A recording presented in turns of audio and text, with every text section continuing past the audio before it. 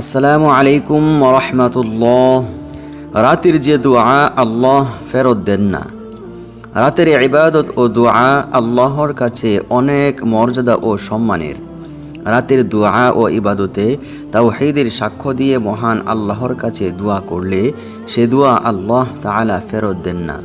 বান্দার সব দোয়া আল্লাহ তাআলা কবুল করে নেন। হাদিসে এসেছে, রাসূলুল্লাহ সাল্লাল্লাহু আলাইহি ওয়াসাল্লাম বলেছেন, যখন তোমাদের কেউ রাতে জেগে আল্লাহর কাছে দোয়া করে, আল্লাহ তাআলা তার দোয়া কবুল করেন।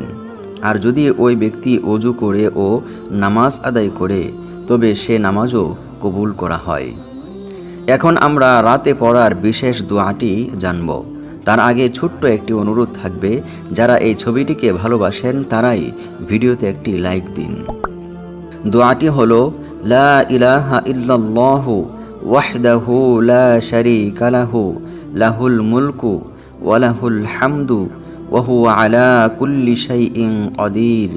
সুবহানাল্লাহি ওয়াল হামদুলিল্লাহি ওয়া লা ইলাহা ইল্লাল্লাহু ওয়াল্লাহু আকবার ওয়া লা হাওলা ওয়া লা কুওয়াতা ইল্লা বিল্লাহ। অর্থ, আল্লাহ ব্যতীত কোনো উপাস্য নেই, তিনি একক, তার কোনো শরিক নেই।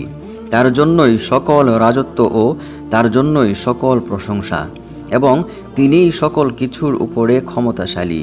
মহাপবিত্র আল্লাহ, সকল প্রশংসা আল্লাহর জন্য। আল্লাহ ব্যতীত কোনো উপাস্য নেই।